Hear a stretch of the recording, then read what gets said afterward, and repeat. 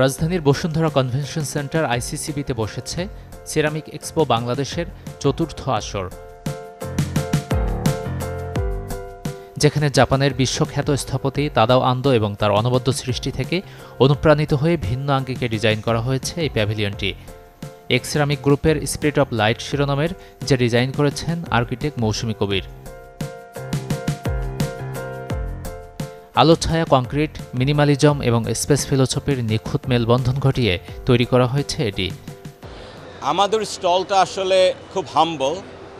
আমরা আমাদের just innovative প্রোডাক্টসগুলোকে showcase করেছি এখানে একজন জাপানিজ আর্কিটেক্ট, তার ইনফ্লুয়েন্সে এই স্টলটাকে করা।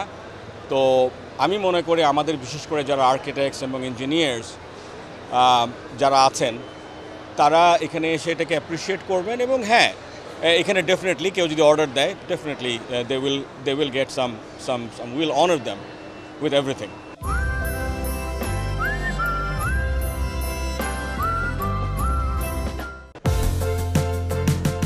ডিজাইন দর্শন, নান্দনিকতা এবং মানের প্রতি দৃষ্টিভঙ্গির প্রতিফলন স্পিরিট অব লাইট, এমনটা বললেন এক্স সিরামিকের ম্যানেজিং ডিরেক্টর এবং সিইও।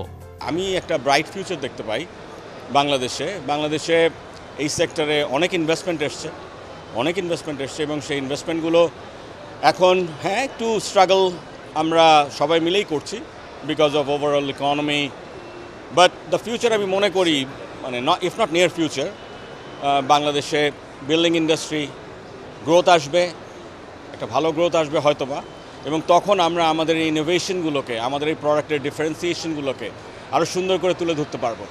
এই প্রতিষ্ঠানের এবছরের বিশেষ আকর্ষণ ইতালিয়ান সিরিজ, যার মধ্যে অন্তর্ভুক্ত concrete, X stone, X slate, wood trail এবং প্রিমিয়াম কোয়ালিটির এক্স পাতোয়ার।